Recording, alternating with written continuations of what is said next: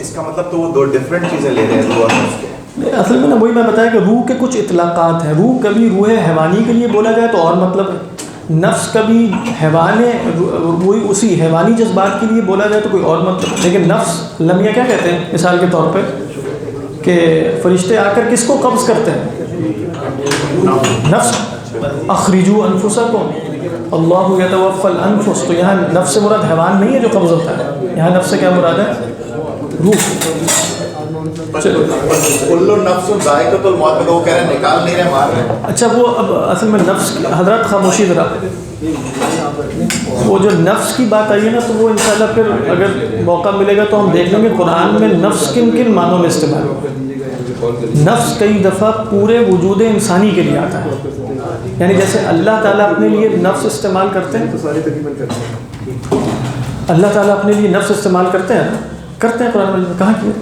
جیسے حضرت عیسیٰ نے کہا کہ تعلم ما فی نفسی ولا اعلم ما فی نفسک. تو اب یہ نفس کس معنی میں؟ ذات کے معنی میں آ رہا ہے. تو انسانی ذات کے لیے بھی نفس آتا ہے. جیسے ہے یوم تأتی کل نفس تجادل عن نفسها, جس دن ہر نفس آ جائے گا. نفس سے مراد کو حیوان آ جائے گا, پورا وجود آئے گا. قیامت کی بات ہو رہی ہے, پورا وجود. تو نفس پورے وجود کے لیے بھی بولا جاتا ہے. تو کل نفس ذائقۃ الموت سے مراد ہے کل انسان.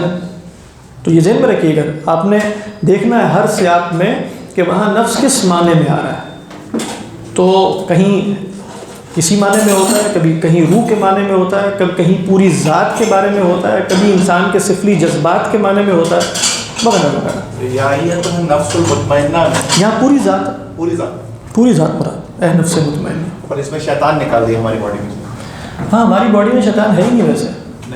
کمپوزیشن میں سے نکال دیا. کمپوزیشن میں بھی شیطان نہیں ہے, وہ ایک آؤٹر باڈی ہے. کہا جاتا ہے کہ وہ اس کا مفہوم ہے کہ شیطان جو ہے خون کی طرح رگوں میں دوڑتا ہے. ہاں بالکل. تو وہ امام غزالی علیہ الرحمہ نے سمجھایا کہ خون کی طرح رگوں میں دوڑنے سے مراد کہ خون کی طرح رگوں میں نہیں دوڑتا. یعنی مطلب اس میں تشبیہ دی جا رہی ہے. یعنی تشبیہ کا مطلب ہی یہی ہوتا ہے کہ مانند اس کے, یعنی یہ سمجھانے کے لیے کہ دیکھو جس طرح خون ہر جگہ تک پہنچ جاتا ہے نا, تو شیطان کو بھی اختیار دیا گیا ہے کہ وہ تمہارے دل میں وسوسے ڈالے, تمہارے اوپر اثر انداز ہو. بس یہ مراد ہے. تو یہ کیوں کہا گیا کہ الٹا ہاتھ رکھو جب یون کرو تو؟ الٹے ہاتھ کا تو نہیں مجھے پتا, سیدھا بھی رکھ سکتے ہیں. اچھا شاید ہوگا. تو وہ جمائی لیتے ہوئے تو وہ تو یہ آگے کہ شیطان داخل ہوتا ہے. وہ حدیث میں آیا کہ اذا تصاءب احدکم فلیمسک فیہ, یہ الفاظ ہے. جب تم میں سے کوئی شخص جو ہے وہ جمائی لے تو اسے چاہیے اپنا منہ پکڑ لے. اور فإن الشیطان یدخل من فمیہ, شیطان منہ سے داخل ہونے کی کوشش کرتا ہے. یہ بھی سب استعارات ہیں اصل میں. اس کے بعد دوسری روایت میں یہ آیا کہ ولا یقول ہا ہا فإن الشیطان یضحک من, ہا ہا نہ کر کے جو جمائی لی جاتی ہے تو شیطان بڑا خوش ہوتا ہے, کیونکہ یہ کسل کی علامت ہے نا, سستی کی. اور اس طرح یہ اصل میں کسل شیطان کی طرف سے. اصل میں ساری بحث کا خلاصہ جو ہے نا وہ ابن عطاء اللہ سکندری کا ایک حکمتوں میں سے ایک حکم عطاء اللہ, اس ابن عطاء اللہ وہ فرماتے ہیں کہ اسی طرح روح اور نفس کی حقیقت کے بارے میں فرماتے ہیں کہ ما تشوفک ما بطن فی عیوبک خیر لک من تشوفک الی ما حجب من الغیوب. یعنی تشوفک فی ما بطن من العیوب خیر لک من التشوف فی ما حجب من العیوب. غیوب اور عیوب. تو فرماتے ہیں کہ بھئی تمہارا تشوف کس کو کہتے ہیں, مجھے لفظ بھی صحیح ذہن میں نہیں آتے. شوق ہے اصل میں. تشوف کہتے ہیں کسی شے کو جاننے کا شوق. تو کہتے ہیں اگر تمہارا جو شوق ہے جاننے کا ان امور کے بارے میں جو تم سے غیب میں ہے, اس سے بہتر ہے کہ تم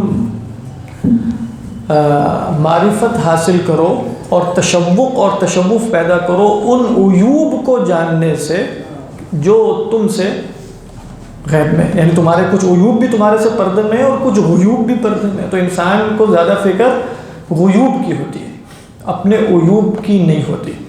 اور پھر گویا اس کی شرح میں جو ہزاروں لوگوں نے شرح کی اس کی, تو یہ بھی کہا کہ گویا وہ حجب جو ہیں, وہ جو غیوب ہیں جن کے اوپر پردے پڑے ہیں, ان کے پردے اتارنے کے لیے عیوب کے پردے اتارنا ضروری ہے. یعنی یہ ممکن نہیں کہ وہ غیوب کھل جائیں اور انسان اپنے نفس کی اصلاح نہ کر رہا ہو. اسی لیے امام غزالی ہر جگہ احیاء العلوم میں بتاتے ہیں کہ جو میں نے تمہیں رستہ بتا دیا ہے اس پر محنت کرو، علم مکاشفہ کی فکر نہ کرو، وہ کشف اگر کوئی حاصل ہونا ہوگا تو خود بخود ہو جائے گا. تو اصل میں انسان کی محنت کا مرکز جو ہے وہ اس کا نفس ہے، اس معنی میں کہ وہ اسے پاک صاف کرے، اس کا تزکیہ کرے، اس کے عیوب کو پہچانے، نہ کہ اس کی فکر میں رہے کہ غیوب جان لے کسی طرح. ہوتا ہے یعنی آپ کئی دفعہ جیسے پارٹ 1 میں بہت سے لوگ آتے ہیں تو ابھی بات شروع ہی ہوئی ہوتی ہے، تو دوسرے چوتھے پانچویں روز سوال ہو جاتا ہے وحدت الوجود کے بارے میں کہ یہ وحدت الوجود کیا ہے. تو اب وہ سنا، لیکن وحدت الوجود کا ہمیں کیا پتہ، مطلب پہلے اپنے وجود کو ہی جاننا پڑے گا اور پھر اپنے وجود سے جو ہے وہ پردے ہٹانے پڑیں گے اور یہ سارا کچھ، تو وہ تو ہوتا نہیں. تو پھر وحدت الوجود کی خبر کیسے ہوگی؟ وہ تو الفاظ ہی ہوں گے بس. الفاظ تو علم نہیں دیتے، علم سے الفاظ پیدا ہوتے ہیں. بہرحال بسم اللہ الرحمن الرحیم. اللہم صلی علی سیدنا محمد وعلی اہل سیدنا محمد وبارک وسلم. بالکل دیکھیں نا، اصول فقہ کے لیے ایک نیا دماغ پیدا کرنا پڑے گا. تو پچھلی دفعہ ہم نے یہ بحث پڑھی تھی، خلاصہ یہ آج ذرا مختصری رکھیں گے کہ جو ظاہر الدلالہ ہیں وہ ہم نے دیکھ لیے نا، چار کیا کہتے ہیں، ظاہر، نص، مفسر اور محکم، وہ دیکھ چکے ہیں. اس کے بعد ہم جو بحث پڑھ رہے تھے وہ یہ کہ ان میں جو مراتب ہیں وہ اسی اعتبار سے ہیں. سب سے قوی کون سا ہے؟ محکم. اس کے بعد کون سا ہے؟ مفسر. اس کے بعد ہے نص. اس کے بعد ہے ظاہر. اب اگر تعارض ہو جائے گا تو کس کو کس پر ترجیح دی جائے گی؟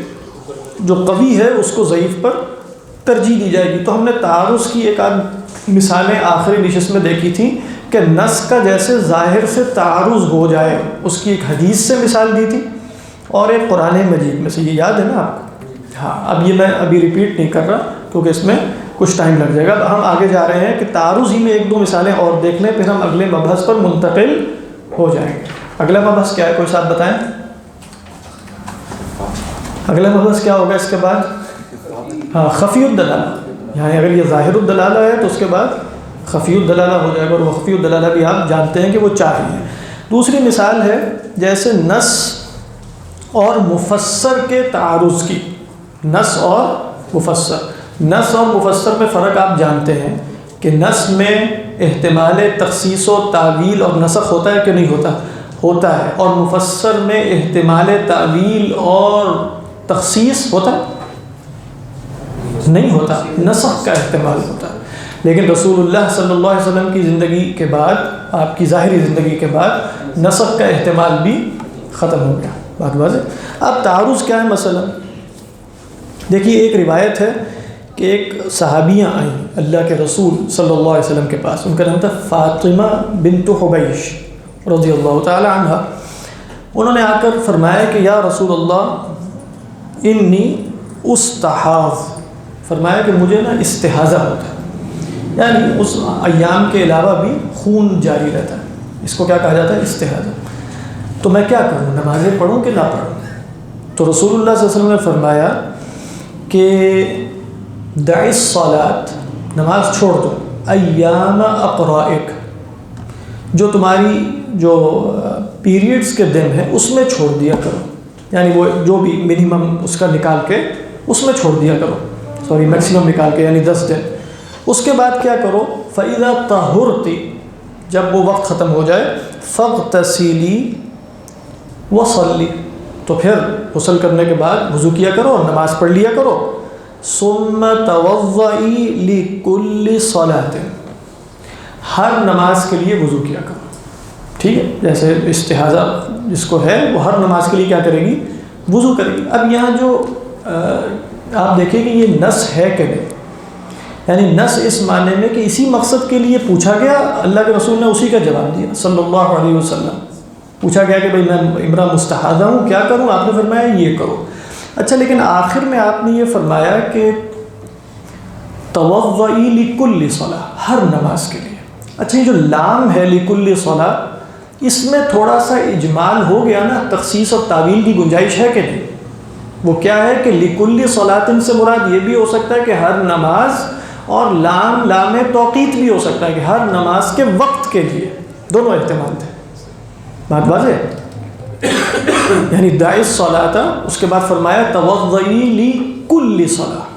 بات واضح. تو یہ نص تو ہے، احتمال ہے تخصیص کا، تعویل کا ادھر. بات واضح ہے کہ نہیں؟ دوسری روایت، ایک اور روایت وہ بھی صحیح ہے، اس میں اللہ کے رسول صلی اللہ علیہ وسلم نے فرمایا، یہی بات بیان کر کے کیا فرمایا کہ توضئی لی وقت کل صلاۃ. اس لام کے اندر جو اجمال تھا وہ آپ نے خود بیان کر دیا کہ نہیں، کہ لی کل صلاۃ سے مراد ہر نماز نہیں ہے، بلکہ لی وقت کل صلاۃ، ہر نماز کے وقت میں ایک وضو کیا کرو. تو اس سے کیا پتہ چلا کہ وہ فرض نماز پڑھ کے نفل سنتیں اور کچھ اس ایک وضو کے ساتھ پڑھ سکتی ہے کہ نہیں پڑھ سکتی. اب ان دو روایتوں میں بظاہر تعارض ہے نا. پہلی روایت کیا کہہ رہی ہے؟ لکل صلاۃ، ہر نماز کے لیے، لیکن اس روایت میں تخصیص اور تعویل کی گنجائش تو تھی نا. اس روایت میں اس کو کھول دیا گیا نا، لوقت کل صلاۃ، تو یہ مفسر ہو گئی نا. تو مفسر ہو جانے کے بعد اب اس میں تعارض تو ہے کہ ہر وقت کے لیے یا ہر نماز کے لیے، تو کس کو ترجیح دیں گے دونوں میں سے؟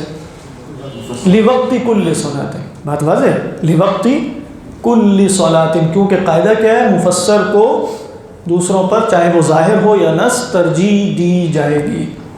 بات واضح ہے. اس کے بعد میں نے آپ سے یہ کہا تھا کہ مفسر اور محکم کے درمیان تعارض ہو سکتا ہے؟ ہاں، یعنی اللہ کے رسول صلی اللہ علیہ وسلم کے دنیا سے رخصت ہو جانے کے بعد جب ہر مفسر محکم ہے تو اب مفسر اور محکم میں تعارض محض امکان کے درجے میں ہے، اس کا مصداق کوئی بھی نہیں ہے. لہذا جو محققین ہیں اصولیین میں سے، وہ کہتے ہیں جتنے لوگ بھی مثالیں لاتے ہیں، میرے سامنے بھی 2-4 مثالیں میں بیان نہیں کروں گا اس لیے کہ بہرحال اس پہ اشکالات وارد ہو جاتے ہیں. صحیح تر قول کیا ہے؟ مفسر اور محکم میں تعارض نہیں ہوتا، کیونکہ اب وہ مفسر بھی محکم ہے. لہذا جب آپ کہیں گے کہ مفسر اور محکم میں تعارض ہے تو کیا نتیجہ نکلے گا؟ کہ محکم اور محکم میں تعارض ہے. تو لہذا مفسر اور محکم میں تعارض نہیں ہوتا. بات واضح. اس کے بعد ایک اور مثال دیکھ لیں، محکم کا نص کے ساتھ تعارض. محکم کا نص کے ساتھ تعارض وہ کیسے؟ وہ آیا کہ بھئی ہم پڑھ چکے ہیں وَلَا کہ وَمَا كَانَ لَكُمْ أَن تُؤْذُوا رَسُولَ اللَّهِ، تمہارے لیے جائز نہیں ہے کہ تم اللہ کے رسول کو اذیت دو. وَلَا أَن تَنْكِحُوا أَزْوَاجَهُ مِن بَعْدِهِ أَبَدًا، اور ان کی بیویوں سے ان کے بعد کبھی بھی شادی نہیں کرنی. یہ ابدا کہہ کر اس کو محکم کر دیا نا، نسخ کا احتمال ختم کر دیا کہ نہیں؟ کر دیا. تو یہ کیا ہے؟ محکم. ایک ہم نے آیت پڑھی تھی کہ اللہ تعالیٰ نے محرمات بیان کی، اس کے بعد کہا وَأُحِلَّ لَكُم مَّا وَرَاءَ ذَلِكُم، جو بھی اس کے سوا ہے وہ حلال ہے. اس میں اس کے سوا میں کیا ازواج مطہرات شامل ہیں کہ نہیں؟ شامل ہے نا اس آیت میں، تو کیونکہ ان کو محرمات میں بیان کیا نہیں کیا. اور اس کے بعد کہا وَأُحِلَّ لَكُم مَّا وَرَاءَ ذَلِكُم، تو وہ نص تھی نا اس بات کے بیان میں کہ ان محرمات کے سوا ساری جائز ہیں. نص تھی کہ نہیں؟ میں ہم پہلے بیان کر چکے ہیں نص ہے اس بارے میں. تو پھر اب ازواج مطہرات سے نکاح ہو سکتا ہے کہ نہیں؟ کیوں؟ کس کو ہم ترجیح دیں گے؟ محکم کو، کیونکہ وہاں آ گیا وَلَا أَن تَنْكِحُوا أَزْوَاجَهُ مِن بَعْدِهِ أَبَدًا، وہ محکم ہے اور یہ نص ہے. ٹھیک ہے، تو محکم پر ترجیح دی جائے گی، نص پر ترجیح دی جائے گی محکم کو. یہ مثال ہو گئی. اس کے بعد آخری مثال دیکھ لیں، وہ ہے تعارض المحکم مع الظاہر. وہ بھی یہی مثال ہے، بس ایک آیت بدل جائے گی. محکم کیا؟ یہی والی آیت. کون سی آیت؟ کون سی آیت؟ وَلَا أَن تَنْكِحُوا أَزْوَاجَهُ مِن بَعْدِهِ أَبَدًا، تم نے رسول اللہ صلی اللہ علیہ وسلم کے ازواج سے ان کے بعد شادی کبھی بھی نہیں کرنی. بات واضح. لیکن ہم پڑھ چکے ہیں کہ سورہ نساء کے شروع میں آیا تھا فَانْكِحُوا مَا طَابَ لَكُم مِّنَ النِّسَاء، جو بھی خواتین پسند ہیں ان سے شادی کر لو. بات واضح. لیکن فَانْكِحُوا مَا طَابَ لَكُم مِّنَ النِّسَاء کس معنی میں ظاہر تھی اور کس معنی میں نص؟ نکاح کی حلت کے بارے میں ظاہر تھی اور حد تعدد معین کرنے کے بارے میں نص تھی. یہ ہم اس وقت طے کر چکے ہیں، ایسا ہی تھا نا. تو اب یہاں فَانْكِحُوا مَا طَابَ لَكُم مِّنَ النِّسَاء میں ازواج مطہرات بھی شامل ہو رہی ہیں بطریقہ نص یا بطریقہ ظاہر؟ بطریقہ ظاہر. ٹھیک ہے، اس کے مقابلے میں ایک محکم ہے آیت موجود. وہ کون سی ہے؟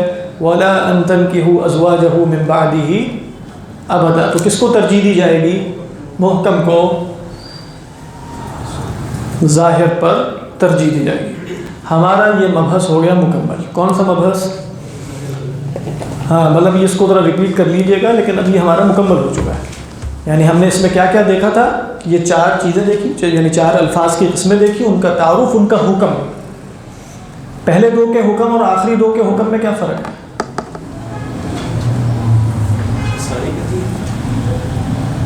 سب سے عمل واجب فرض ثابت ہوتا ہے، لیکن عقیدے کے اعتبار سے،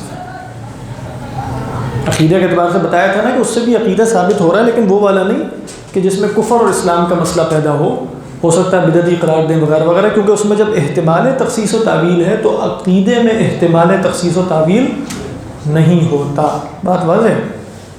اب ہم جا رہے ہیں کس کی طرف؟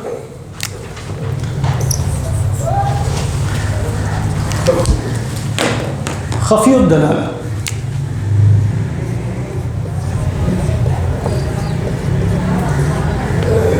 اچھا، میں نے شروع میں ایک تقسیم بنائی تھی، کسی کو یاد ہے؟ اس میں بتایا تھا کہ مطلب ایک منطقی تقسیم بتائی تھی کہ جس میں ظاہر، نص، محکم، مفسر بھی ایکسپلین ہو جاتے تھے، اور اس میں خفی، مشکل، مجمل اور متشابہ بھی ایکسپلین ہو جاتا ہے. کسی کو یاد ہے تو بتائیں.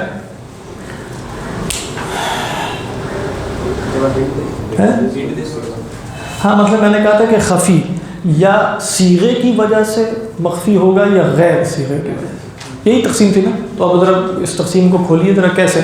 جو صیغے کے اعتبار سے مخفی نہیں ہے لیکن کسی اور وجہ سے مخفی ہو گیا، وہ کیا ہے؟ وہ ہے خفی.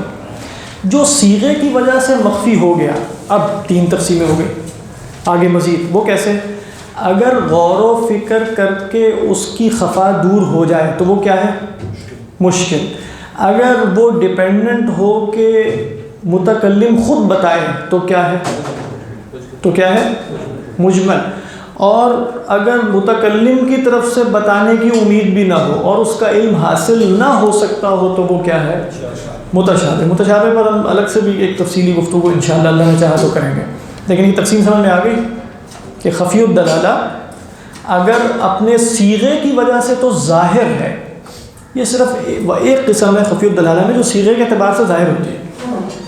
صیغے سے مطلب سمجھ میں آ رہا ہوتا ہے، لیکن خفا کہاں سے آتی ہے؟ صیغے سے یا باہر سے؟ لفظ سے یا باہر سے؟ کہاں سے؟ باہر سے. تو باہر سے آئے گی تو وہ خفی ہے، اگر اندر سے آئے گی تو کیا ہے؟ مجمل، مشکل، مجمل، متشابہ. تینوں ایک ہی ہیں. اور فرق کیا ہے تینوں میں؟ شیخ نصرت صاحب براقبہ میں ہیں. جی جی ہاں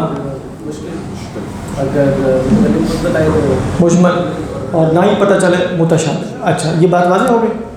ان سب کو بھی ایک وسیع اصطلاح میں متشابہ کہتے ہیں، یہ ذہن میں رکھیے. یعنی کئی دفعہ آپ پڑھیں گے کہ بھئی مجمل بھی متشابہ ہے، خفی بھی متشابہ ہے. ہر وہ لفظ جو اپنے معنی کے بیان میں غیر کی طرف افتقار رکھے، محتاج ہو، وہ کیا ہے؟ متشابہ. اب اس کے بعد آپ متشابہ کی پھر 2 قسمیں بنا سکتے ہیں.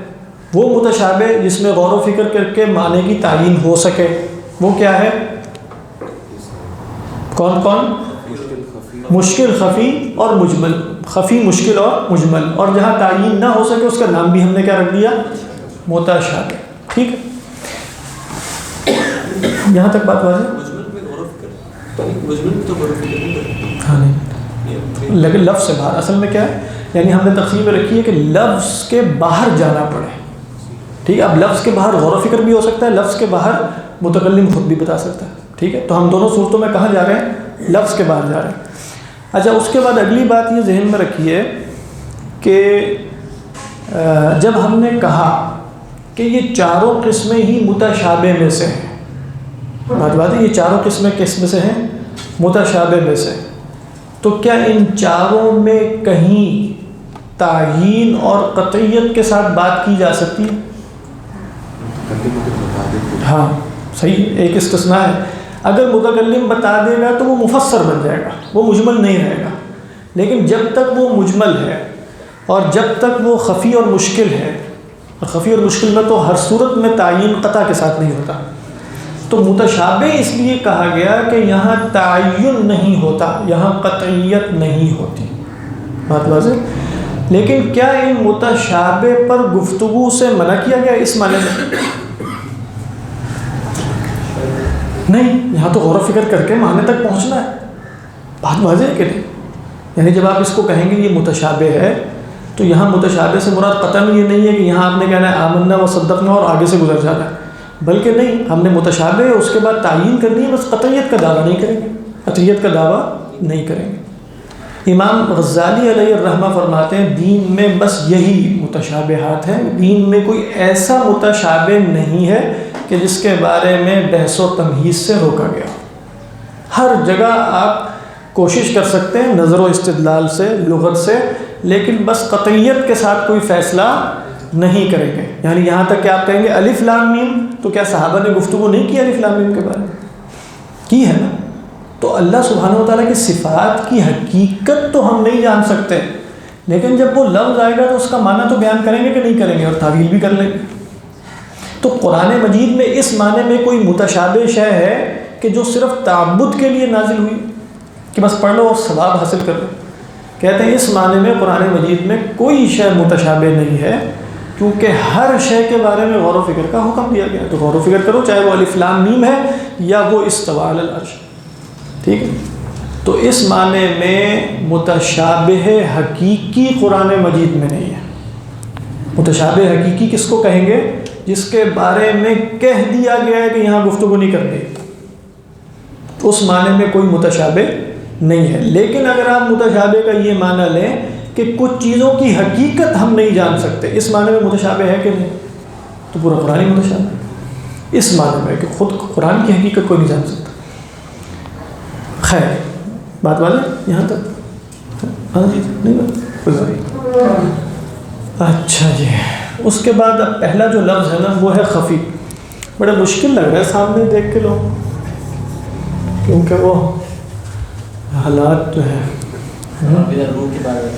ابھی تک روح کے بارے میں سوچ رہے ہیں۔ روح کے بارے میں تو ابھی تو صرف مطلب ہم نے تو روح کے بارے میں تو گفتگو کی نہیں، روح کیا ہوتی تو کر بھی نہیں سکتے، آپ پتہ بھی نہیں ہے اس کا، لیکن وہ تو صرف آیات کے بارے میں۔ دیکھیں آیت میں کیا ہے، یعنی آیت کے اندر جو مباحث تھے اس کا صرف جائزہ لیا، وہ بھی بہت سے مباحث اس میں سے نہیں آئے بیچ میں۔ دیکھیں یہ لفظ اپنے صیغے کے اعتبار سے ظاہر ہے، صرف خفی کو دیکھیں گے آپ، بس ایک مثال دے کے، یہ لفظ اپنے صیغے کے اعتبار سے ظاہر ہوتا ہے، ٹھیک ہے، لیکن اس میں خفا کہاں سے آتا ہے؟ من غیر صیغہ۔ آپ یوں کہیں لفظ یظہر المراد للسامع بصیغته ویأتی الخفاء من غیرہ۔ لفظ، دوبارہ دیکھیں، لفظ یفہم المراد من صیغتہ، یفہم المراد من صیغتہ، ولیکن یا جو بھی آپ کہیں ویأتی الخفاء، خفا اس میں کہاں سے آتی ہے؟ من غیرہ۔ من غیرہ سے کیا مراد ہے؟ من غیر لفظی، یعنی اس میں جو خفا ہے معنی میں وہ غیر لفظ سے پیدا ہوئی ہے۔ اس کی مثال ایک دے دیتے ہیں، وہ ہے والسارق والسارقۃ فاقطعوا ایدیہما۔ بات واضح ہے؟ والسارق والسارقۃ فاقطعوا ایدیہما۔ دیکھیں سارق کا لفظ لغت میں واضح ہے کہ نہیں؟ عربوں کے ہاں بھی تھا۔ سارق کس کو کہتے ہیں؟ چوری کرنے والے۔ چور کس کو کہتے ہیں؟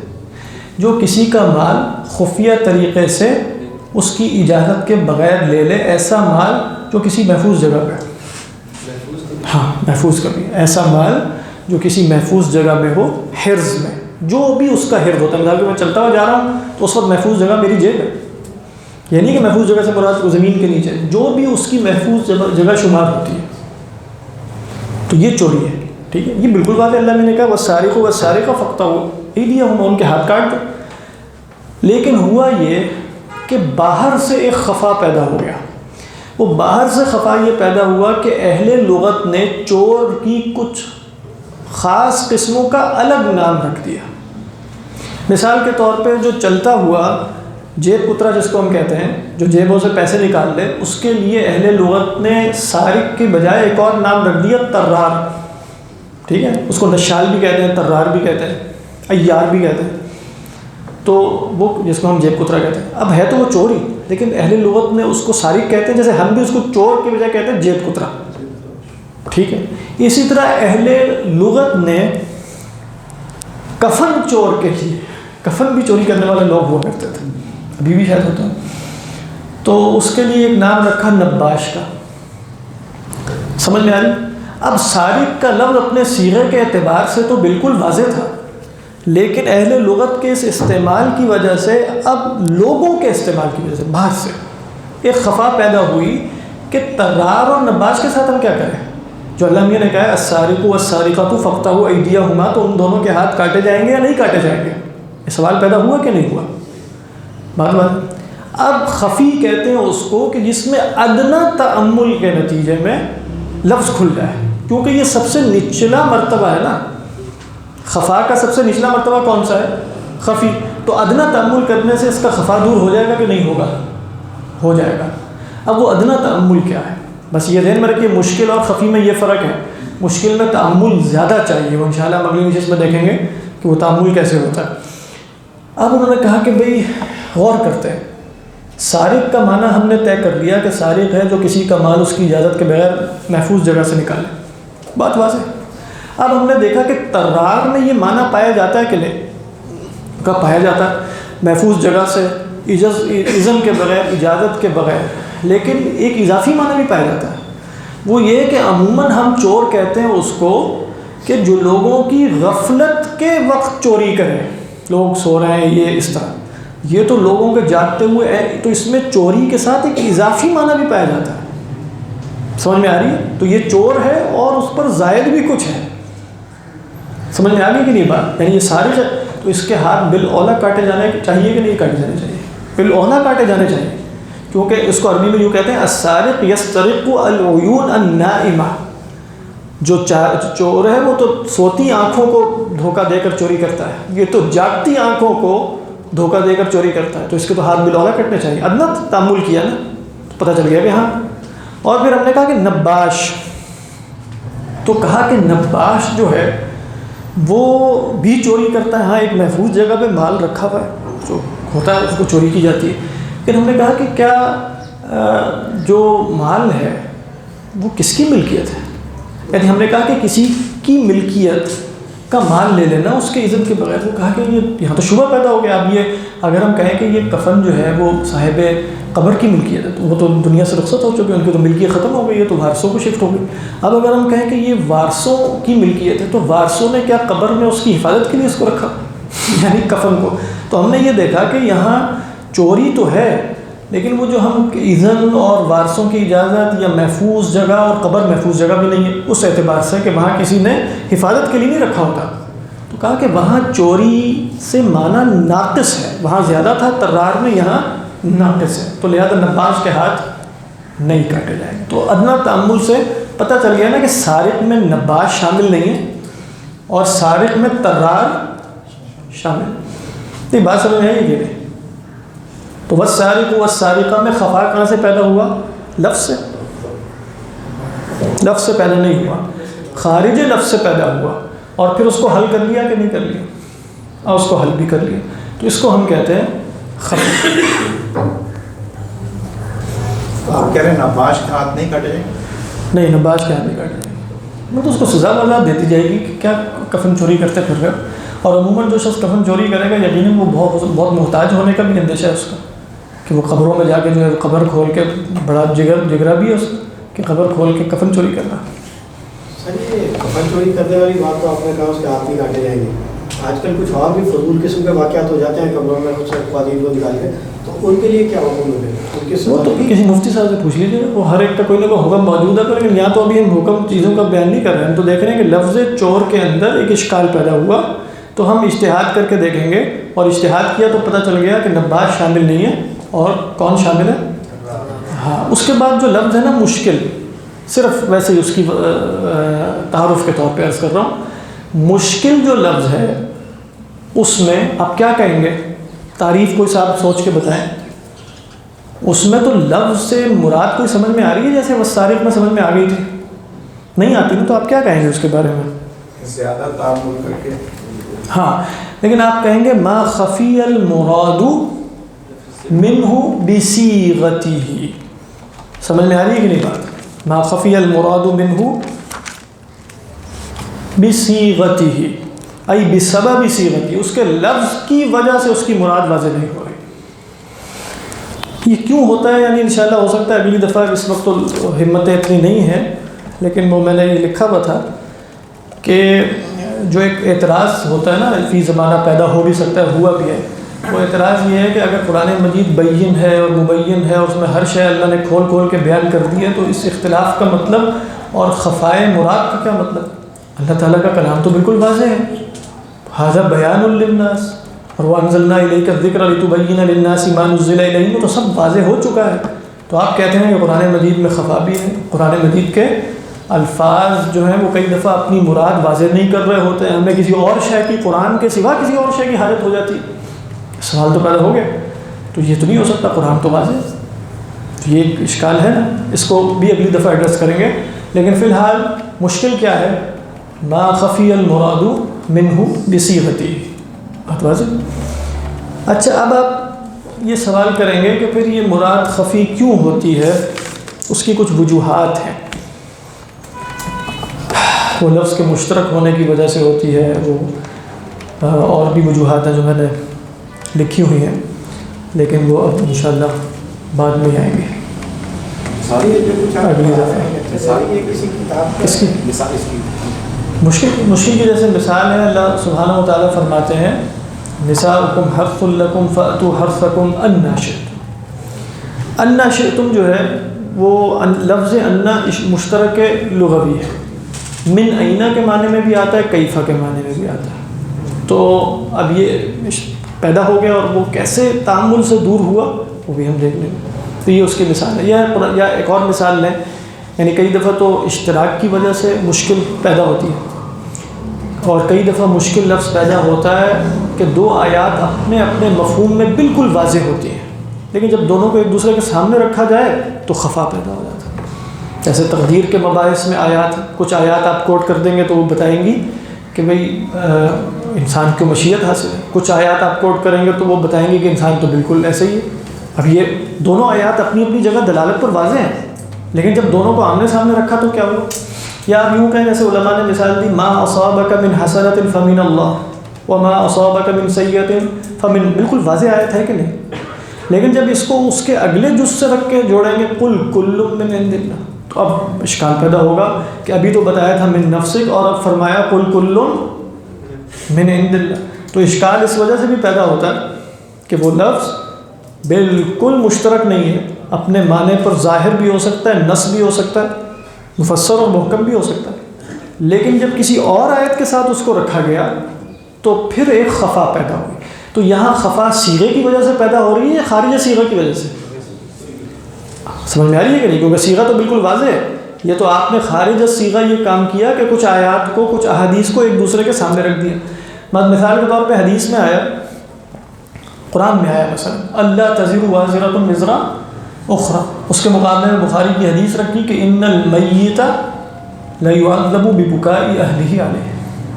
اب یہ کیا ہے؟ وہ بھی بالکل واضح ہے، یہ بھی بالکل واضح ہے، لیکن جب دونوں کو آمنے سامنے رکھا تو ایک خفا پیدا ہو گیا. سمجھ میں آ رہی ہے کہ نہیں؟ تو یہ اسباب ہوتے ہیں جن کی وجہ سے اشکال پیدا ہوتا ہے. مشترک لغوی کی جیسے میں نے ابھی مثال دی آپ کو انا شئتم، اسی طرح والمطلقات یتربصن بانفسہن ثلاثۃ قروء، یہ کس کی مثال ہے؟ مشکل کی، اس لیے کہ قروء کا لفظ کیا تھا؟ مشترک. اب جب آپ قروء کے لفظ کو اجتہاد کے ذریعے طے کر دیں گے کہ حیض ہے یا طہر ہے، تو اب کیا ہو جائے گا؟ جلدی سے بتائیے. مؤول، وہ ہم پہلے دیکھ چکے ہیں، تو ٹھیک ہے وہ ہو جائے گا، مؤول ہو جائے گا. لیکن اب یہاں خفا کیوں پیدا ہوا؟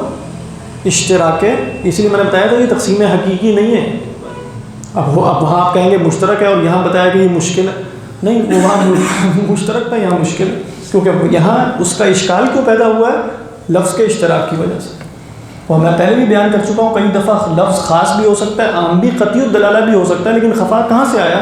صیغے سے آیا ہے، باہر سے آیا ہے؟ باہر سے. ابھی ہم نے السارق دیکھا، السارق لفظ خاص ہے، یہاں الف لام للجنس ہے، خاص کلی ہے نا. تو ہم نے کہا خاص کی دلالت تو قطعی ہوتی ہے، ہاں قطعی، لیکن یہاں خفا کہاں سے آیا؟ اس کے مصادیق کے اعتبار سے آیا، مفہوم کے اعتبار سے آیا؟ مصادیق کے اعتبار سے، کہ ہم نے دیکھا کہ سارق میں یہ نباش بھی ہے، یہ بھی تو مصادیق ہیں بہت سے، تو ہم نے کہا یہ مصداق اس کا بنتا ہے کہ نہیں بنتا؟ تو لفظ تو واضح تھا، دلالت بھی واضح تھی، مصادیق میں اختلاف پیدا ہو، بات واضح۔ تو یہ خفی اور مشکل کا کچھ اجمالی بیان ہو گیا، اگلی دفعہ اس کو ہم دیکھ لیں گے، اور اللہ نے چاہا تو اس مبحث کو مکمل کر دیں گے، پھر وہ یا تو متشابہ کے موضوع پر جائیں گے یا پھر اختلاف معتبر اور غیر معتبر کیا ہوتا ہے اس موضوع۔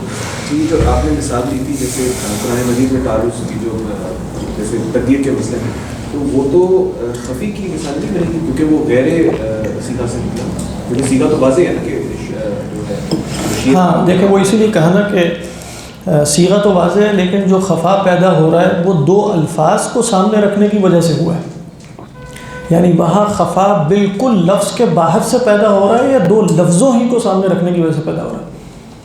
نہیں، یہ غور کیجیے، یہ صحیح کہہ رہے ہیں، یعنی سوال ان کا یہ تھا کہ لفظ خفی میں تو خارج از لفظ خفا پیدا ہوتا ہے۔ آپ نے مشکل کی مثالوں میں کیا بتایا کہ وہ مشکل کی مثالیں جس میں دو لفظوں کو سامنے رکھنے کی وجہ سے خفا پیدا ہو رہے ہیں، تو میں نے اس کے بارے میں یہی کہا کہ یہ خارج از لفظ ہے، خارج از لفظ ہے، لیکن صیغے کی وجہ سے کیوں ہے یہ؟ اس لیے کہ دونوں جو بھی اب اشکال میرے ذہن میں پیدا ہوا ہے وہ مصادیق کی وجہ سے آیا ہے، خارج میں کسی وجہ سے، یا دو الفاظ یعنی الفاظ سے مراد جملے ہیں، دو جملے کو سامنے رکھنے کی وجہ سے اب ان میں جمع نہ ہونے کی وجہ سے تعارض پیدا ہوا ہے۔ تو وہاں جو خفا کا اصل سبب ہے نا وہ لفظ ہے، لیکن وہ لفظ یعنی جملہ فی مفردی ہی نہیں ہے بلکہ مع لفظ آخر، تو اس حیثیت سے اصلاً وہ بھی کیا ہے، وہ بھی لفظ سے ناشی ہونے والا، لیکن اس میں لفظ کا اعتبار ہم نے دو لفظوں کو آمنے سامنے رکھ کے کیا ہے، یوں کہہ لیں۔ جی صحیح ہے، کسی کتاب سے آپ نے پڑھا ہے؟ کتاب کا ابھی فی الحال تو کتاب کوئی سامنے نہیں ہے میرے، ہاں لیکن کتابوں میں سے ہی پڑھاتے ہیں، مطلب یہ کہ ہاں نہیں فی الحال کوئی کتاب نصاب میں شامل نہیں ہے۔ مطلب یہ کہ خود اگر ہاں خود پڑھنے کی کتاب جیسے وہ ہے مولانا عبید اللہ فلاحی کی اصول فقہ، جس میں انہوں نے اصول شاشی کا بھی اس کسی کتاب کا اختصار کیا اردو میں، 200-300 صفحے کتاب ہے، اچھی اصول فقہ مولانا عبید اللہ فلاحی، اسی طرح کا کتاب ہے۔ یہ جو ہمیں کلاس میں پڑھایا تھا فقہ کی 2 کتابیں بتائی تھی، وہ دونوں تو ہمارے پاس موجود ہو، ان میں یہ چیزیں نہیں آتی۔ یہ فقہ نہیں تو اصول فقہ۔ سر یہ کتاب ہم نے جیسے پارٹ 2 میں جو پڑھ رہا ہے شانی صاحب اس بار یہ شعبہ میں پڑھ رہا ہے، جی جی آسان اصول، اس میں بھی اس کی جو وکیبلری ہے ہاں، لیکن میرے خیال ہے اس میں یہ 20 تقسیمیں نہیں ہیں جو ہم نے شروع کی ہوئی ہیں، اچھا ٹچ ہے، ٹھیک، بریف ہر ایک ہاں ٹھیک، اچھی بات، ان کے نوٹس کافی اچھے تھے، ہاں دیکھیں آپ نے، ہاں ڈیٹیل میرے خیال میں بنا رہے ہوں گے باقی۔ یہ کتاب اپنی کاپی